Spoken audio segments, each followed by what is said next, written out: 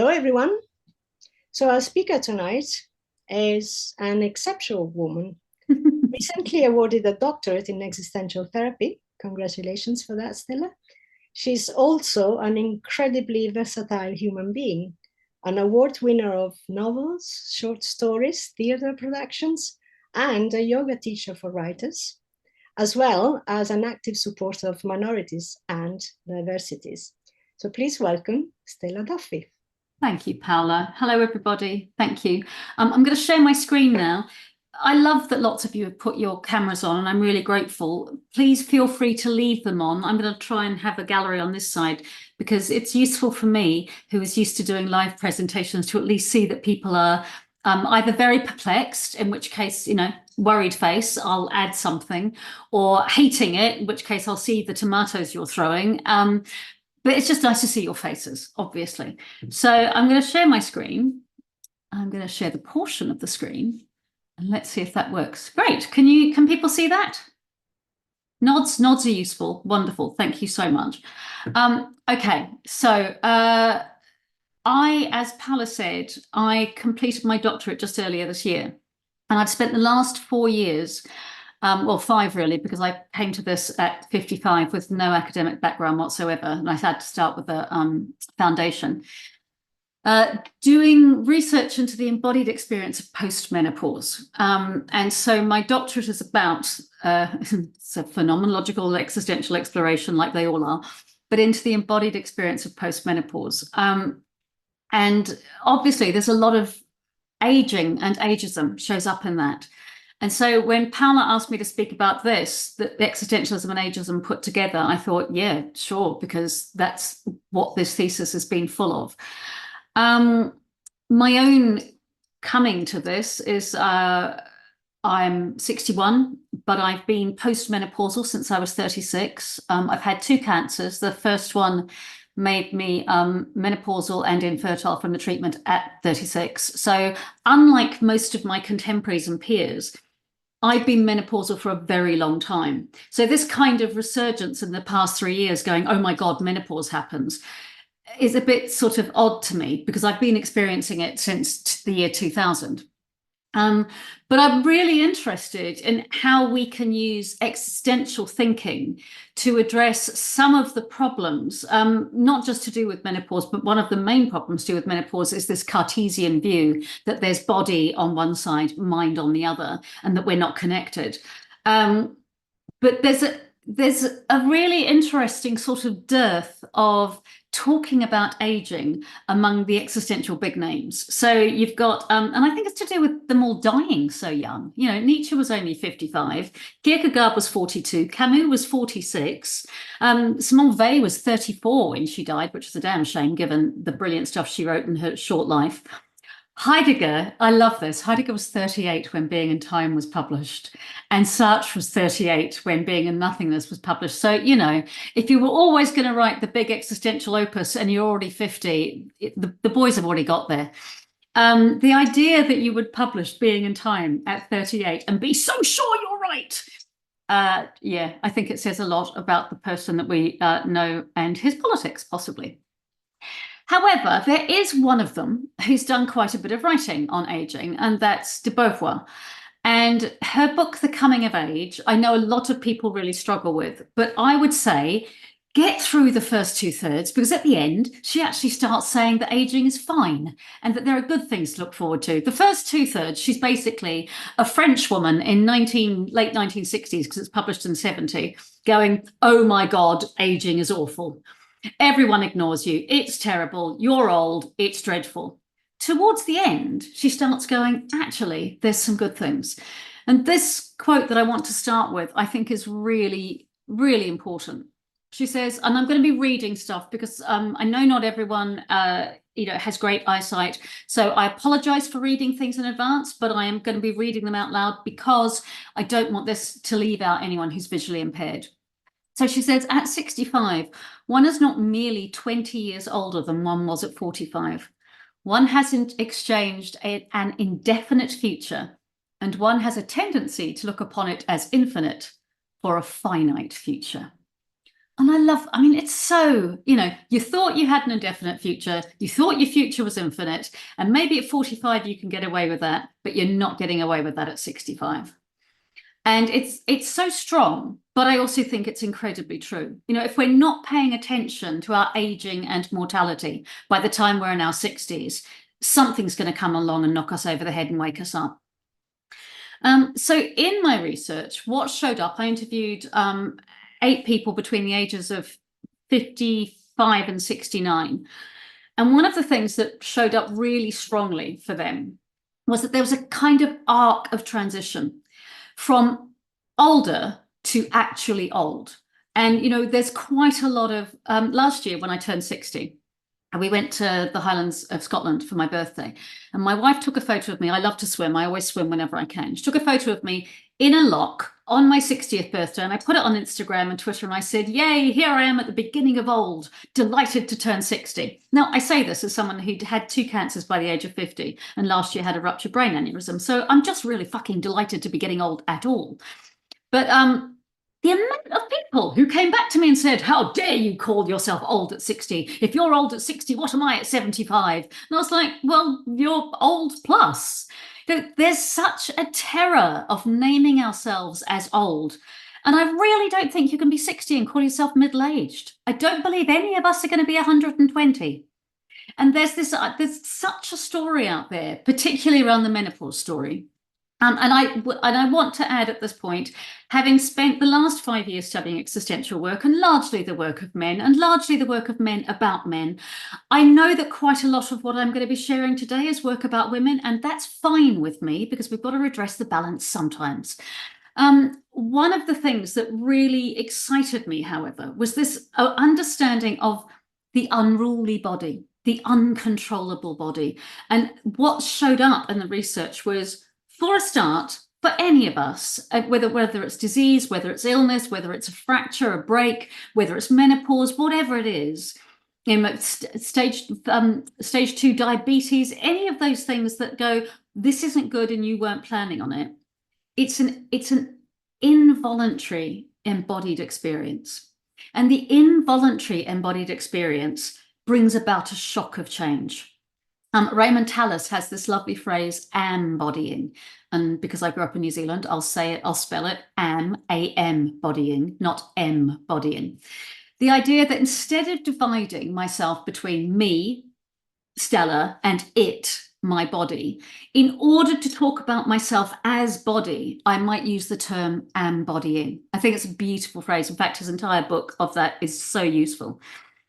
And that this often shows up in people. So I work quite a lot with people with cancers and other illnesses.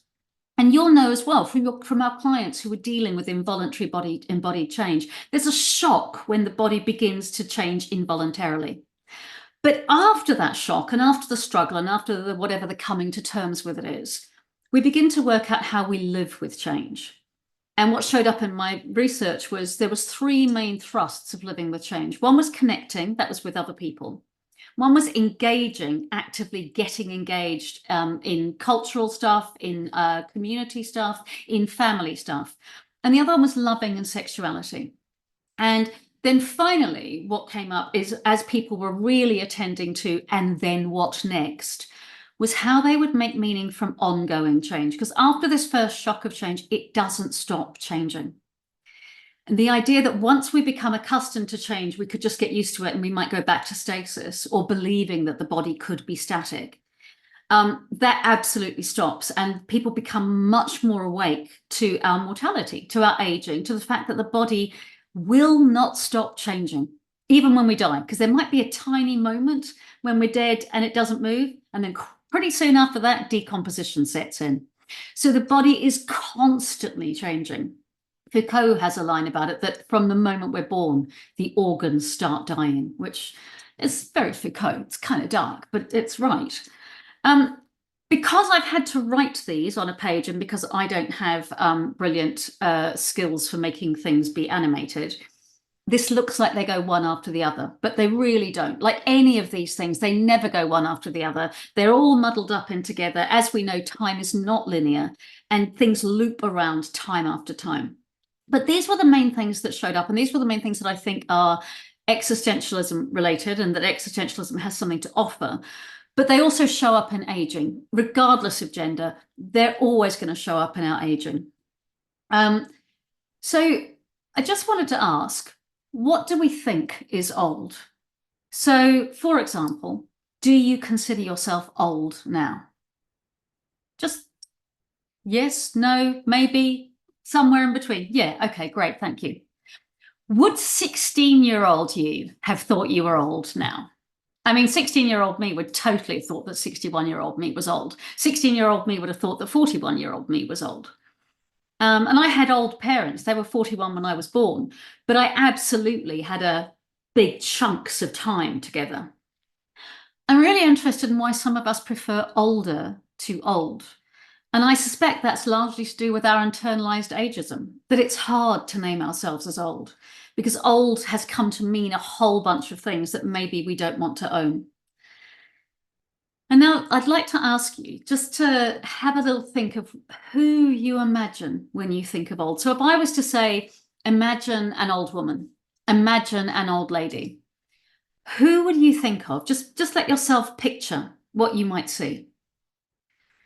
And let's see if any of them look like any of these. Did anyone get a Miss Marple kind of old lady?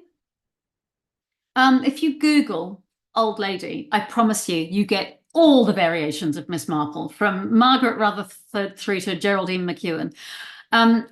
There's this idea that an old woman is nice, gentle, knits, and is thoughtful and perhaps perspicacious.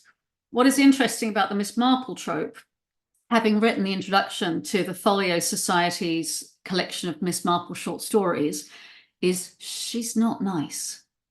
That old lady is she can see through anyone, and she's often a bitch, particularly in the short stories, much more so in the novels, which I think is really interesting. The other version of old woman is, of course, the crone. And she's Snow White's stepmother. Just a little interesting fact here for you. Snow White's stepmother was originally Snow White's mother. In the 1812 version of the Grimm's fairy tale, it was the mother. By 5 years later, in 1817, they'd made her a stepmother because there was a public outcry that a mother couldn't possibly be so jealous of her daughter and do such terrible things. I think we might all know that that's not quite true. Anyway, there's this crone idea. And there's a very interesting thing going on around women and aging at the moment, that we're supposed to either want to be a crone and be really excited about aging and, I don't know, playing with the chin hairs or whatever, or we're supposed to be like this other lady on the left here, super strong, incredibly fit, doing handstands well into our 90s, and ideally taking all the drugs possible so that we're never a drain on the NHS. And I can't tell you how hard it is to find photos, images online of older Black women that look like that they might be having a nice life. Because as you can imagine, anytime you look at any of these things, they're going to show white people. It's as if Black people barely exist the minute you begin looking for images. What about old men? So if we think about old men, there's a couple of really strong stereotypes that show up. There's sort of the wise old man, but he crosses over with guru and wizard. So you've got tech wizard, and you've got eco wizard, and you've got guru up a mountain. But the one that really shows up the most is the grumpy old man. So you've got, on the one side, you've got the clever old lady who's nice and sweet, and the other one, you've got the grumpy old man. And they're both very, very strong in our storytelling. They're very strong in anything that you're looking for images, and they show up as really strong tropes all the way through the literature. What I think is telling about these is that there is an insistence that we can't be more than one thing. There's an insistence that you've got to have at least some of each of this in you, and you can't be clever today, stupid tomorrow, childish the day after. You're not allowed to be all the different things, because once you get to a certain age, old means some specific things. So what I think is the main problem with the biomedical approach to aging, which is the one that we largely have in our current culture, is that it's so Cartesian. It fully divides the biomedical that happens to me as a body from what I choose to do with myself as somebody with a mind, a spirit, a consciousness. And Heidegger's really interesting on this in the Zollikon seminars. He says that the phenomenon of the body as such is especially concealed to physicians because they're concerned merely with the body as a corporeal thing. They reinterpret the body as a corporeal function. The phenomenon of the body is wholly unique and irreducible to mechanistic systems. I love that. That we are body makes us wholly unique. Ortega, who does a brilliant job in her book In Between of bringing a pretty, 20th century Eurocentric, male-centric, white-centric Heidegger into a very strong Latina, feminist, queer, Nicaraguan 21st century in her book. She's just brilliant. And she really drags Heidegger kicking and screaming into the 21st century. I highly recommend it. She talks about us being multiplicitous selves, and she talks about beings in worlds. Rather than any one of us being a being in the world, we are all always beings in worlds. And we are selves in process, which we understand, and we particularly understand in client work. And she talks a lot about the in-between, and that in the process or in the making, we are in between selves. And I love this, the idea that I don't necessarily get finished, or maybe I'm finished the day I breathe my last breath, but that it's an ongoing self. Foucault is really interesting about the aging body. He says medicalization positions the healthy body as normal, right? So being healthy is perceived to be what is normal. And any of us who live with disabilities, as I do, understand this, right? Our bodies, our disabled bodies, are perceived to be abnormal. He goes on to say that the normal body is seen as not aging. So the aging body becomes medically abnormal. Simply by virtue of our aging, we are medical abnormalities. And this is absolutely what happens when you look at the medical research on aging. We are consistently talked about as problems, as a burden, as something to be taken care of rather than to be increased the agency of.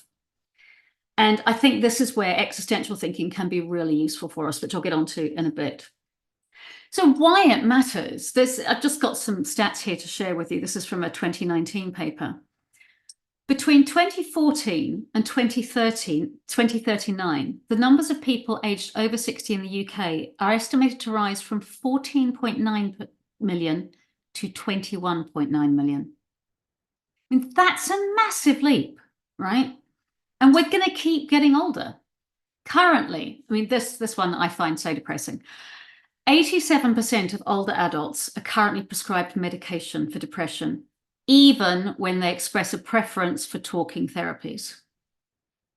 I don't know about you, but with my older clients, their GPs, the first choice for them is always take these antidepressants. Talking therapy is offered way down the list. And that's quite from, the Freudian idea that older people have less value for therapy, that we have less time to make any value from it. I think that's gotten into the medical profession. I think there is an assumption that older people are much less likely to find value from talking therapies. And I think and I know that from my own client work and from working with groups of older people. I think there's a really good reason for our young people to worry about how we're looking after the older people. So we've got a strong concern for the mental health of children and young people. In the lead up to the election, we're going to hear this a lot. I'm almost entirely certain we're going to hear almost nothing about the mental health of older people. What I think is problematic about this is the older you are, the less likely it is that you will ever have been offered talking therapies at school or in medical settings, which has become, even with my first cancer in 2000, there was no therapy offered as, by rote as we might do now. That's only 24 years ago. It's changed that fast. There was certainly no counselling when I was at school. And, it's a while since I left, but it's not more than a century. Or anyone older than me is highly likely never to have been offered talking therapy as a given, as the kind of thing that might be useful when they were younger. That means they are less likely to know that it's available and less likely to know that it might be useful for them. And that means that we are going to become more of a burden on our young people. So if the only people we care about are the young people, and we're not interested in old people, we need at least to think of old people in order to make less of a burden on our young people when they too get to middle-aged and they too end up looking after their elders like so many middle-aged people are now. There's also a very worrying assumption of late life depression being normal or expected. Or, of course you're depressed. Your body's not working the way it used to. Of course you're depressed. It must be hard to be old. And this being an assumption makes it much more likely for it to be medicalized and to go straight. And I'm not saying there's any problem with antidepressants. You know, of course, I'm sure we all have clients who've found benefit from them. But when it's the only thing that's offered, it means that we're missing a trick when thinking of taking care of people older than ourselves. So one of the reasons that I think existentialism brings something of great value here is because of our focus and our belief in the body as being part of what we do. They is fantastic on this. This is from Gravity and Grace, which if you don't know it, I really recommend her writing. I find it, coming to academia very late in life, I found her writing so accessible and really beautiful. She writes, the body plays a part in all apprenticeships, which is just such a gorgeous, and this is from somebody who lived with pain and chose to live with pain and chose to learn from her pain. She writes about, in The Need for Roots, she writes about the need to attend to pain as something that we might find benefit in. Not, yay, it's great, I've suffered, aren't I amazing? But what can it take me to? Where can it take me to in my understanding of myself? We also know, of course, from an existential perspective, that we never experience ourselves outside of the body in which we exist. I mean, Merleau-Ponty is very clear on this. And therefore, we live our aging in the world, because we're beings in worlds, in society, because we live in the Mitwelt, experiencing the world through these aging bodies in which we have lived since we were in utero. And because aging is not a one-off experience, it's really important to allow the dynamic embodied elements of aging. And it can be useful to pay attention to the fact that it's an ongoing process and transition. So because we're attending to temporality from an existential perspective, we know that we're not talking about time as linear chunks. We know that it carries all of us and all we've been and all we're becoming in this one flesh, in the one moment. In involuntary physical change, such as menopause, such as illness, such as aging, we can often experience a groundlessness, and that's usually born of our sociocultural attitudes to the bodies in which we live. And they're attitudes that we've taken in because we can't not take it in, other than from our culture. That's where we get everything. And so it's really important, if we begin to become aware of this, we can start to notice that our groundlessness has something to offer us. So when I've talked about this before, people have said, oh, but what about being grounded? And I'm like, yeah, but the truth is there's no ground. It doesn't matter how grounded you feel. There's no real ground. Any one of us could die in this call right now, tonight. It could just happen. There's no certainty whatsoever. The minute we can begin to take in groundlessness and meaninglessness, we open ourselves to finding the jewels, the sparkly bits, the shiny bits in the constant flux of the body and the constant change that aging offers us. And uncomfortable though this is for lots of people, and I get it. As I said, I've been pretty horribly ill myself. When we get a chance to explore the groundlessness, we also get a chance to find some value in our groundlessness. David Loy, who writes beautifully about existentialism and Buddhism, I can't remember the title of the book, but if you ask me later, I'll tell you. He talks about when we can embrace our lack such that we fully let it encompass us, then the lack stops being difficult. It just becomes part of who we are. And the idea that we might do the same with our groundlessness, with the fact that we know, of course, we know we're going to die. It's the thing I talk about with cancer clients a lot. We all know we're going to die. But once you've had a really horrible diagnosis, you can see that there's a driver in the bus. That, everyone goes, oh, the bus might run me over today. But when you get the bad diagnosis, there's a driver in the bus. It feels different. You lose your mortality virginity. And once you've lost your mortality virginity, you don't get it back. Okay, so that's why one of the reasons I think embodied work is so useful. And existential work, because of the embodied slant and the embodied embrace, can be really useful for this. So to go back to this idea from Raymond Tallis about being embodied, we are embodied in our temporality. We can't pull apart the fact that we are bodies and we're living a temporal life throughout time. And Merleau-Ponty has a lovely version of this. He says, this is all from Phenomenology of Perception.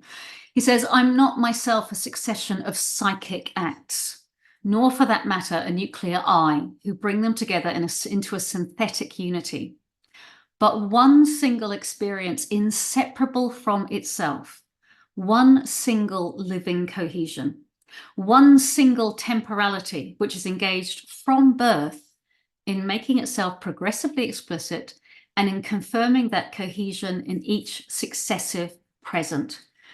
I love that, each successive present, right? It's all the joining up of time through temporality that means that we experience it as a whole rather than tiny individual moments. I think he puts it beautifully here. I think Heidegger does it pretty well in the second half of Being in Time, but I think Merleau-Ponty does a much more succinct version, a little more clear about what he's on about, actually. So I also think that it's really useful for us, not least because it's nearly the second quarter of the 21st century, but to attend to our embodiment through an intersectional lens. Because we live through our bodies hold our ethnicities, our queerity, our genders, our diseases, our class, our disabilities, our mothering and othering, all of it intersects in aging. We don't stop having the bodies that have been racially discriminated against, or people have been ableist about, or I say it as a person who is childless not by choice, people have been pronatal about. We don't stop having those bodies. But when we add to that the difficulties of aging in an ageist culture, what we end up getting is what Ortega says, while all selves experience not being at ease occasionally, multiplicitous selves at the margins experience it continuously. She talks about there always being a thin sense of unease at different points in our lives. So, Unheimlichkeit. But that actually for somebody who is already at the margins, when things get more difficult, that becomes a thick sense of unease. I love her awareness of this. It's born of lived experience, but she writes it so usefully. And for any of you who, like me, are a little concerned about, where Heidegger's place is in the canon now, to do with the Nazism, to do with other political stuff, I think she makes him really accessible for us with the knowledge of all of that, but also allowing us to use what value he created through an intersectional lens. So when it came time to do my research, what really mattered to me was paying attention to these intersections, because I believe that from the people who are already outside, already excluded, already having to cope, who've often got hard-earned knowledge about groundlessness, about change, about having to adapt, having to survive, if we center the experiences of people who've already been pushed outside, there's a lot more for us to learn, because all of us get pushed outside when we are aged in an ageist society. So these are the people I interviewed for my thesis. And I'm going to share with you after this, in the next half of this, some of the things they shared about their experience of aging. And I turned most of it into poetry, because I came to this research from being a fiction writer, from being a performer, a theatre director. And when I got the research on the page, it felt very cold to me. It was right. It was, good analysis, nice and coded and all of that. But I wanted it to live on the page. I wanted the reader to get the same feeling reading the page as I did sitting interviewing the person. So I'll share a little bit about what they shared. But I worked very hard to make sure I had a diverse group, because so much of biomedical research, and so therefore anything about aging, anything about menopause, anything about embodied experience, so much of it has to date been done on the bodies of white people, usually white men, because men didn't have periods and therefore the bodies weren't thought to fluctuate. And so much medical research has been, Caroline Criado Perez's book on this is incredibly interesting, about how, you know, we might all know that the seatbelts don't fit us, or that the chairs are often too low in a table.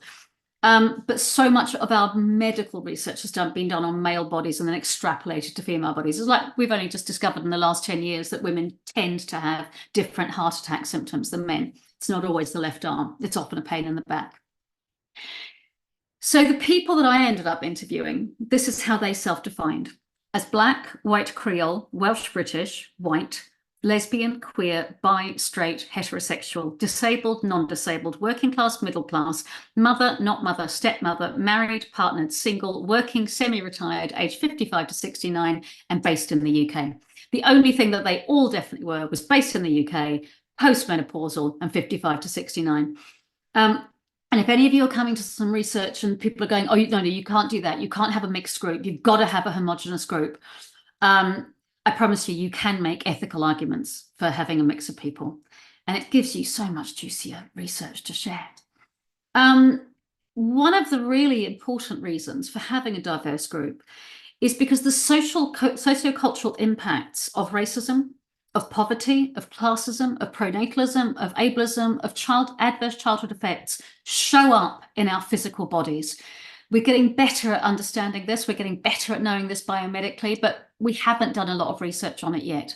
So the more we can incorporate more people into our work, the better research we get, and the more applicable it is to more people.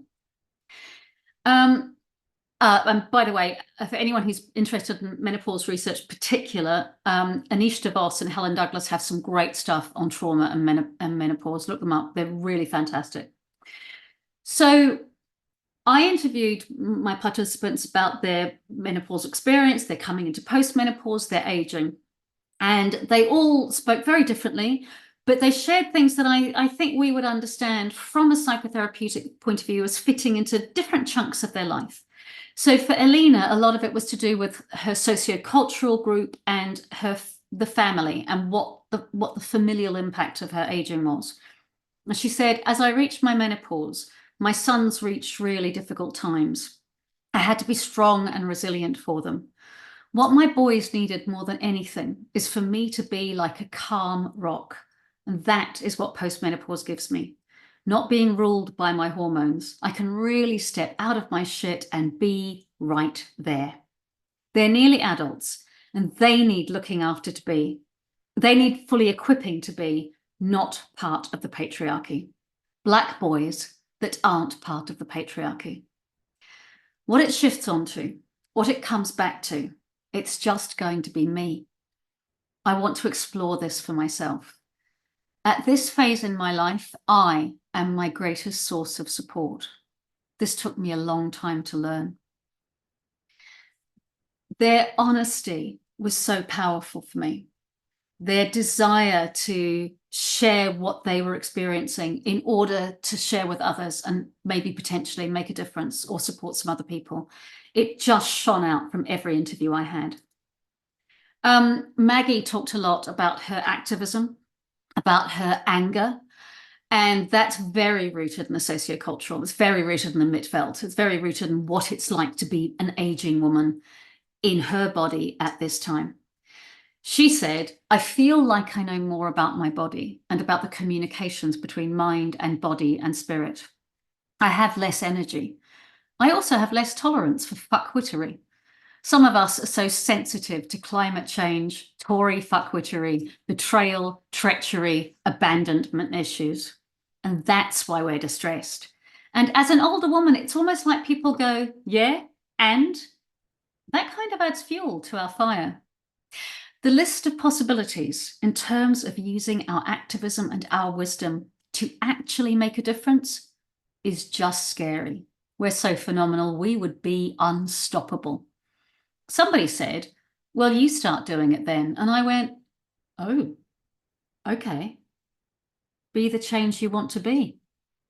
Yeah, I need to be heard. She was furious throughout most of the interview.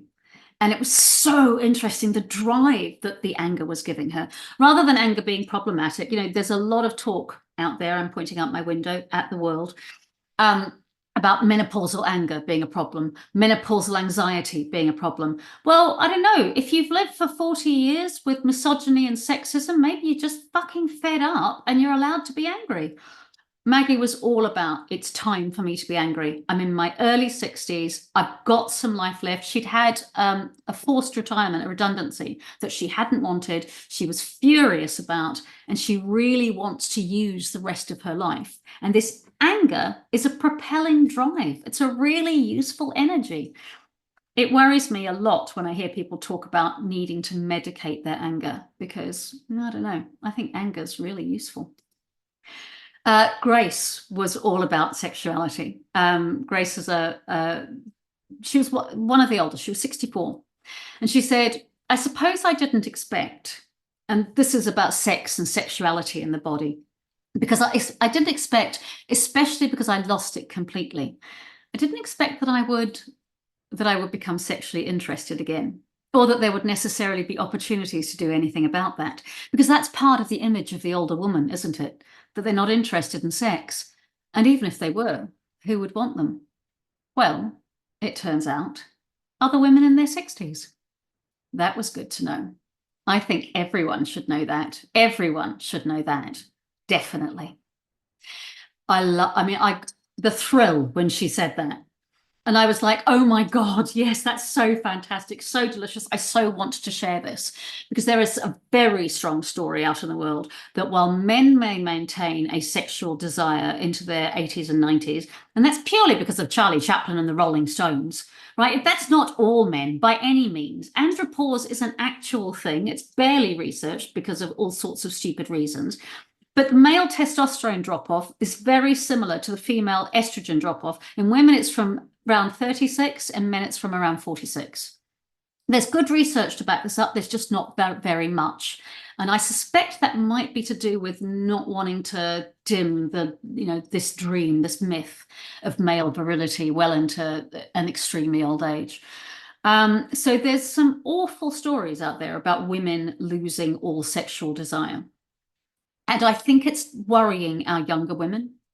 And I think it's making people live up to an assumption about themselves. And I also think part of the problem is heteronormativity. Because when you speak to older women about their sexual desire, all too often they're saying, well, the difficulty is it hurts. And it hurts because they're still doing penis in vagina sex, despite the fact that every sexologist that has ever existed says that only 70% of women do not orgasm from penis in vagina sex. And while most men do prefer it, most women don't orgasm for it. Whatever Freud has to say, what we know from modern sexology is that that's wrong.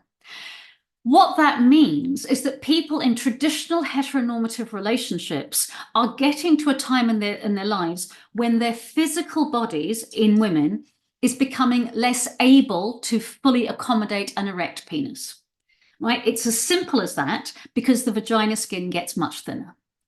That's really standard anatomy in menopause. Instead of then saying, well, there might be other ways to have sex, people keep trying to do things that are hurting them, or they go, I don't want to do this anymore. We really have to do people more of a service, and one of the services we can do is by suggesting they queer up their sex lives.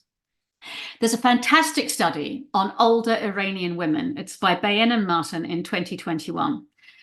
And it's a fantastic study because it interviews older Iranian women about sex and sexuality in menopause and postmenopause. And not all, but a good enough chunk for them to report it in the study of these women say their sex lives got better in postmenopause. Whereas, the average white woman in Britain on Davina's TV show is going to tell you how there's nothing and it's all terrible. They said their sex lives got better because for the first time in their lives, they were able to not worry about unwanted pregnancy. And because they didn't have to worry about unwanted pregnancy, they finally got to talk to their husbands about the sex they did want. And their relationships blossomed because they had conversations they had not been enabled to have before. So there's a story about what happens to women's sexuality, and it's pretty much predicated on a very trad heteronormative sexual engagement, which doesn't show up in research on lesbian women in menopause and postmenopause, on research in older women from different ethnic groups. And I think like Grace, everyone should know that. So Joy, onto some more sex here from Joy. Joy was talking a lot about externalized ageism. Part of Joy's research interview was about how, as a Black woman, she had experienced very difficult racism as a child. Her parents were part of the first Windrush generation. She's 58 in this interview. And she went from a school in Brixton, where most of the kids were Black, I'm pointing over there because it's up the road from me, to a school in Kent, just out on the other side of the M25, where she was the only Black child in that class at the age of 7. And she was picked on mercilessly by a couple of teachers. And so she compared all the way through her interview a lot of her experience as a Black woman to her experience now as an aging woman. And she talks about the externalized ageism she was experiencing, often from younger women, not just from, men, as she goes on to say in another part of it. So she said, if I look at where I am today, yeah, I've got it. I'm good. I've still got it sexually. I can still get somebody. And yeah, I will have love. Why can't I have it? What, because I'm 58? What's that mean? Sorry, was there a lock? Are we in the desert? Have the clouds come down and that's it. We're done. I'm not about that. I have as much value as someone who's 58 as someone who is 25. I have got experience. I have seen things. I've seen changes. And these are things that you don't even know yet. You're not going to make me feel lesser than just because I'm having a hot flush. Joy talked a lot about bringing her experience of racism to bear on her experience of ageism. And that's great. And as a white woman, I have loads to learn from it. But what is heartbreaking about that is that Joy's experience of having to tolerate, to cope, to put up with throughout her life as a minoritized person, as a racially minoritized person, as a person who experienced racism from small childhood onwards, meant that she had an ability to cope well with aging and ageism. There's a couple of American studies, because there's been an American middle class for longer than there has in Britain, that look at the experiences of different types of Black American women. So rural American women compared to urban American women, Black women in cities, Black women in towns. And there's some very interesting stuff that shows up. And there's a British belief, and I've heard this reported many times, that Black British women experience physiological symptoms of aging and menopause, the physical things, that is, more than the emotional things, and white women experience the emotional and the psychological symptoms more. The American studies say, you see exactly the same between Black women in different areas, and you see the same between white women in different areas. The difference is that Black women have quite often gotten so used to coping and not being believed by the medical system that they're not going to complain about the emotional symptoms. They're used to people wanting them to tolerate. So we have to pay attention to the possibilities that racism are making different things show up in research when we go, oh, this is what's happening. Paddy had a diagnosis of osteoporosis just 3 days before our interview. And I did check that she wanted to go ahead with it. And she said, yeah, because I really care about this. I'm really enthused about talking about it.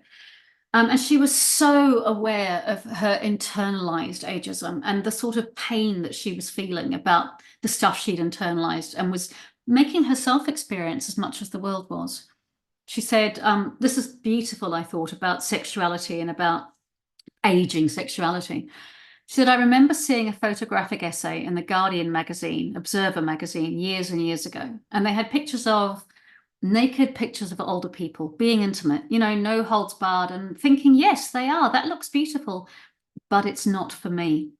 And feeling really disappointed in myself that I couldn't be more accepting and see the beauty in it. It just made me sad. And then she sort of went, just checked in with herself. She went, yeah, I think it's still there. Yeah, I think it is still there. And it was such a beautiful moment because she wanted to be able to think it's beautiful. She wanted to be able to think that her aging self could be sexually beautiful to herself as well as to her husband, but she couldn't quite get herself there. And because she grew up here too, she grew up in the world as well. All of us did. It's very hard for any of us to totally lift ourselves out of these attitudes. Rita, if I'm not going to do it for you, but if you can imagine a beautiful Northeast accent on this, it goes down better. Rita was so into the heavy existential questions about what does it mean to be getting older. She said, when I was younger, I was very, very quiet, very shy. I was a people pleaser. I hated the thought of not being liked. Well, that's long gone. I do feel wiser. I'm not taking the shit anymore. I think I've earned it. And she sort of paused and she went on, I haven't got a problem with death. I've got a problem with what happens with my lovely possessions. I haven't got a problem with death at all. I have with how I die. Menopause, it's a step closer. Can you separate age and menopause? I don't think you can, actually. I've been more conscious of dying, of death, and questioning the whole what, why, what is the point in all of this? What's the point of having these paintings on the wall that will just end up in a charity shop? How will they know that that piece of glass is the most amazing piece of glass? They'll just put it in a jumble sale with the stuff. And everything that has been dear to you, possessions, books, or whatever, it's just gone.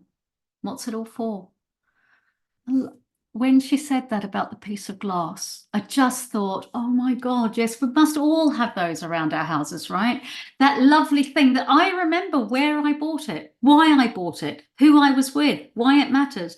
But at some point, I'll be dead. Someone else will be clearing it, unless I do some good Swedish death clearing. If you don't know the Swedish death clearing book, I highly recommend it, particularly if you're working with older clients for whom death is becoming more part of their thinking. If I don't tell people what these things mean to me now, they won't know. If I don't write it down, if I don't make something of it for me, it will go to the charity shop. And there's nothing wrong with things going to the charity shop.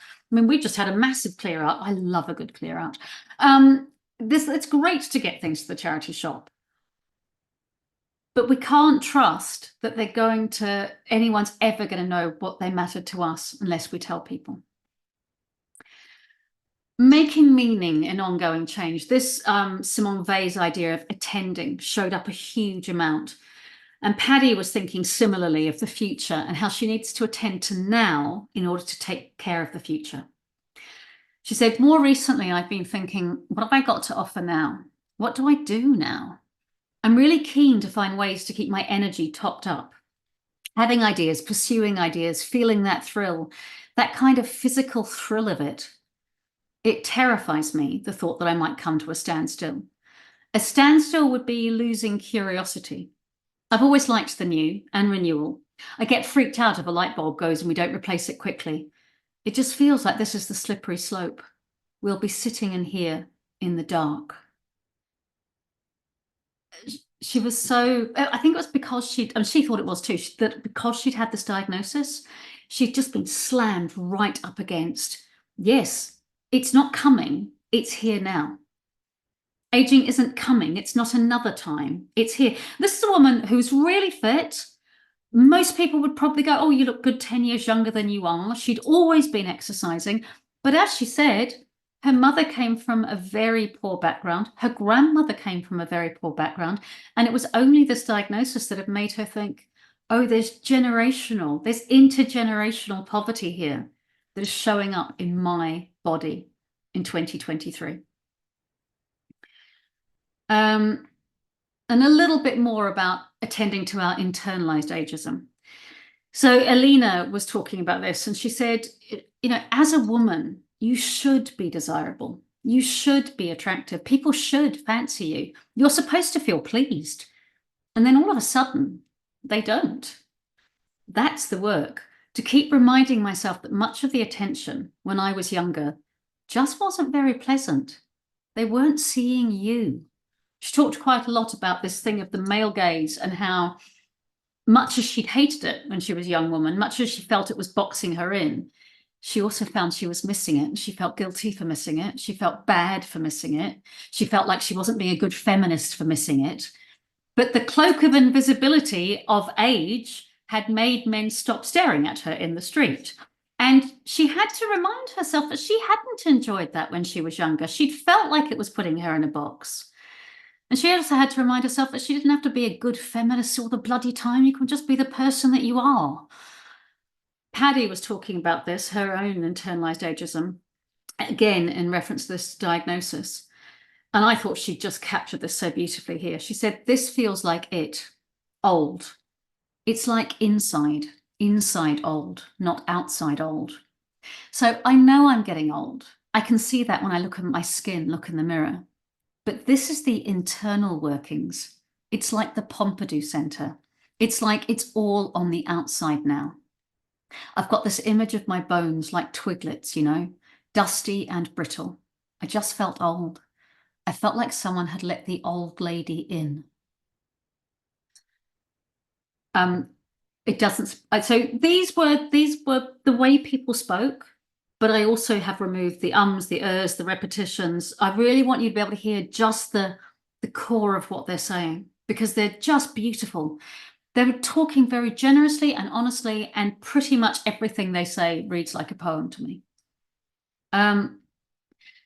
So I think this thing of making meaning in ongoing change is one of the things we really have to offer from an existential perspective, attending to how we're becoming. De Beauvoir also says, again, towards the end of the coming of age, seriously, if you haven't read it and you start reading it and you get really tired by the end of chapter 3 with all of this, it's so awful to be old, just skip to the end. She gets really useful then. This sweeping away of fetishes and illusions is the truest, most worthwhile of all the contributions brought about by age. And I love that. You know, this, I don't need it. I don't need my ageism. I don't need my bullshit misogyny. I don't need my internalized pronatalism. I don't need my internalized disablism. I can get rid of all of that crap, and maybe I can find a moment before my time's up where I've got rid of all of that, and I've got rid of it because I know I am aging, rather than before I age. Using our age as the impetus to do more, to be more, to become ourselves more. Stella wrote in that little lovely little very thin book about trauma, where he speaks about his wife's death. He says, embodied in resoluteness, one seizes upon or takes hold of possibilities into which one has been thrown. You know, Heidegger's anticipatory resoluteness, making these possibilities one's own. And I think one of the reasons what everything I've read to you from Paddy is so poignant is she just had that experience.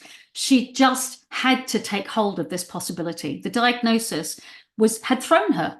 It had literally thrown her emotionally, as well as thrown her into what felt like a new phase of life. And she was having to really see herself in a very clean and very true way. And Simone Weil in the Need for Roots. And I think the minute we begin to look at our aging honestly, we have to look at our death honestly. And Weil says, consent to suffer death when death is there and seen in all its nakedness constitutes a final, sudden wrenching away from what one calls I. And this idea that instead of the constructed self and the made self or the sedimented self or the fixed self, death will wrench us away from it. And what we're left with is this, whoever this is, whatever this is, whatever I am, when I'm not all the other stories about me. Alina said this really beautifully, I thought. She said, menopause was like, okay, you're not middle-aged. You're heading into your final phase. This is the final phase now. This is old age. Is it going to be, oh my God, old age? Or is it going to be, and then she did this beatific thing, look like a pre-Raphaelite, right? She went, is it going to be, let me find who she is, this older woman that I feel inspired by and proud of. So this dreaming that she could actually influence who she is becoming by attending to her aging, by attending to the brevity of the life she has left, I found very moving and very useful. So just to sort of draw this to a close before I do a tiny exercise with you, What I think we have to offer specifically, because I think all forms of talking therapies can be really useful when people are dealing with the difficulties of aging in an ageist society. But I think we have a very specific existential offer, which is that we do understand that when we are in groundlessness, that an involuntary change, the one that we get from illness, the one that we get perhaps from pregnancy, even if it was a very wanted pregnancy, it's an involuntary embodied change. You're not in charge of it once the 39 weeks have begun. The transition to old involves a loss of what we've assumed to be an unchanging self.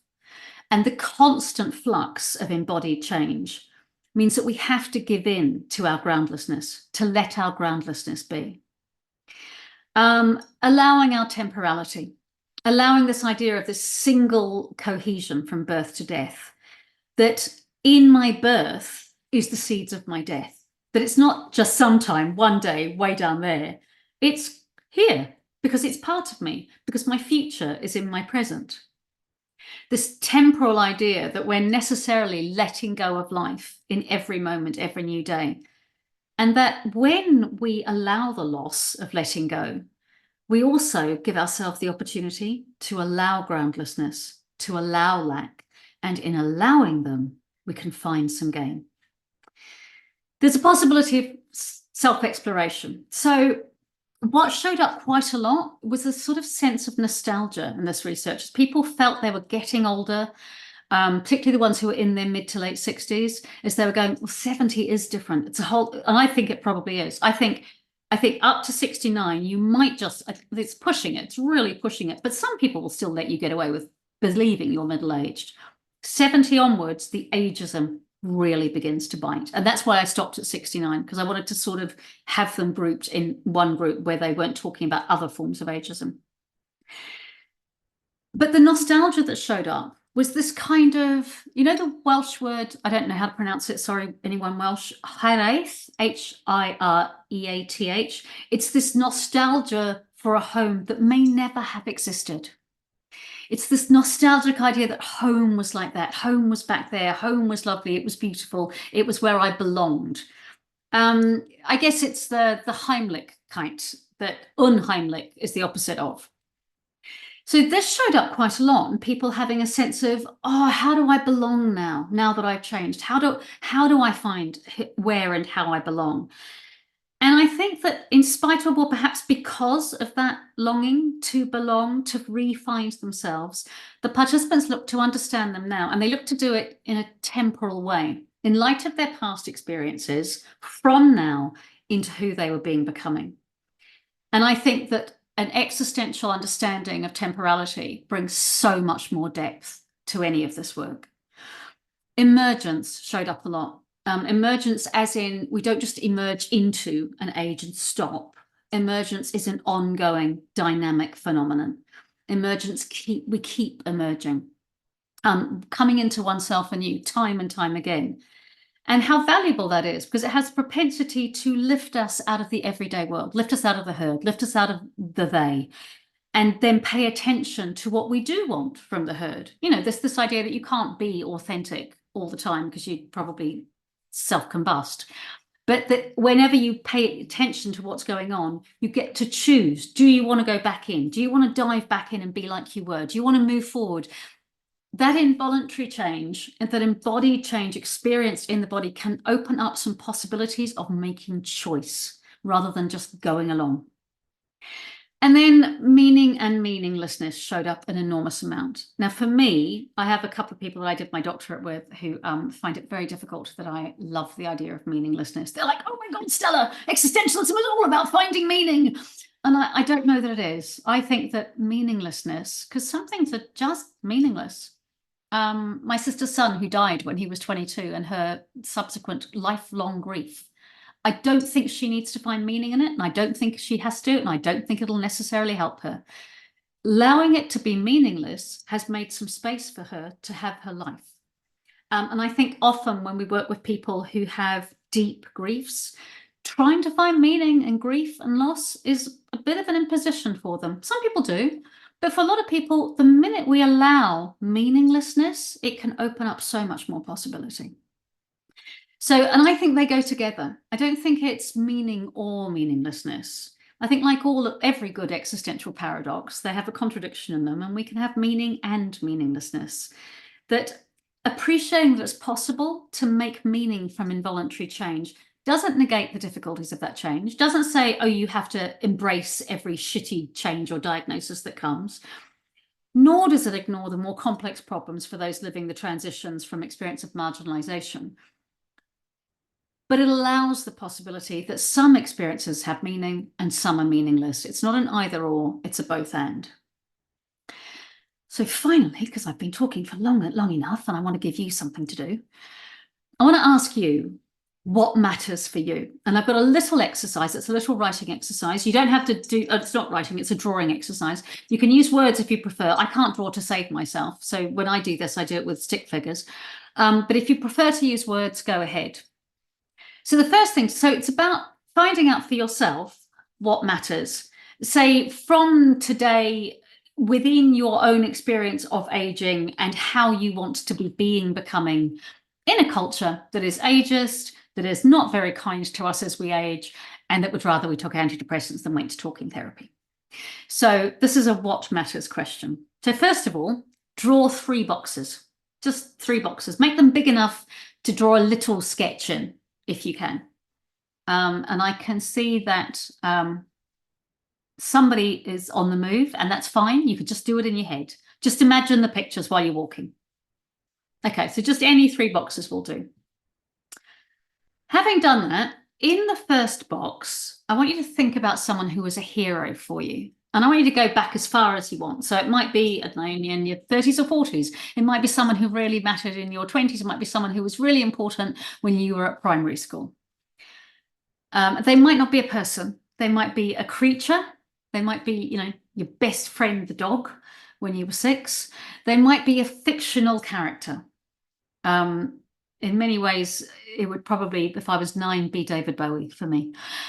So who was as much of a fictional character as he was a real person for a girl in small town New Zealand when I was 9 years old. So draw anything that comes to mind that would indicate who they are or were.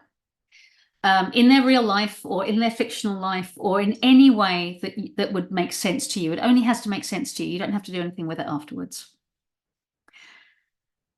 And while you're doing that, see if you can also add in any little sketches or words if you prefer, why they mattered.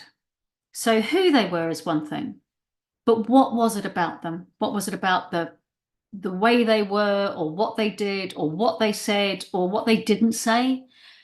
What was it about them that mattered? And I don't really know how you draw this because I'm not an artist, but I'm sure some of you are, and I'm sure some of you can.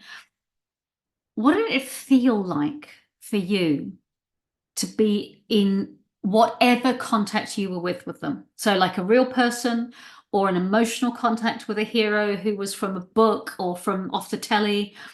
What did it feel like for you? So just attending to who they were, why they mattered, what it felt like to have this connection. And then in the second box, if this person were to give you a gift now, right now, tonight, at 8:07 on Wednesday, the 5th of June, 2024, if they were to give you a gift right now, what would it be? It doesn't have to make sense. So if you just pictured them giving you something and you're like, why the hell would she give me a red rose, a gun, an empty box? It doesn't matter. I promise you, your life will show you that later. And allow yourself, as you draw this or write about it, just to make up some possibilities about what it does mean. They don't have to be right. It doesn't have to make sense. Just guess some possibilities. So this is the gift that this hero has given you, for you, only for you, right now, at this point in your life. And then in the third box, I'd like to ask you, how will you use this gift? Draw anything or write any words that make it usable for you. And if you use this gift, What changes?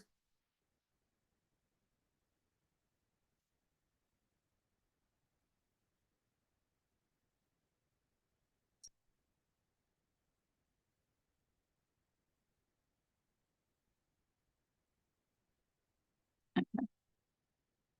I've got two more things I want to share with you, and then we can talk about it all. So I made one poem of all of them put together, all 8 of these amazing women. And just to say, I did try to have some trans men and non-binary people. And while people offered, they were of the wrong ages, because it does tend to largely be a younger demographic. Because trans men also menopause and non-binary people also menopause. And I wanted to have it as broad and inclusive as possible. So this is Alina, Joy, Maggie, Paddy, Grace, Gina, Rita, and Dora, in their own words, verbatim, gathered and found, brought together by me. For a week before my period, I would go mad, literally quite mad. When I hit menopause, that stopped, completely gone. That was just major positive, enormous, huge. Menopause has made the space in me to be able to see things even more clearly. It's a lot of different things, but they're all connected. As older women, what we should be doing is shutting the fuck up and, knitting. I am seen less as an older woman. I am less noticed. I don't like being invisible. Is it because my hormones are depleted, or is it some of those other things? Internalized misogyny, ageism, sexism, you name it. Maybe it is just totally shit, and I'm allowed to feel that it's totally shit. In that respect, yeah, wiser and wised up. I feel freer than I ever have. I feel like I'm owning my own space, my own body, my choices, my place in the world, my ability. They feel like mine. Can you separate age and menopause? I don't think you can, actually. Maybe there's something about the menopause and time running out.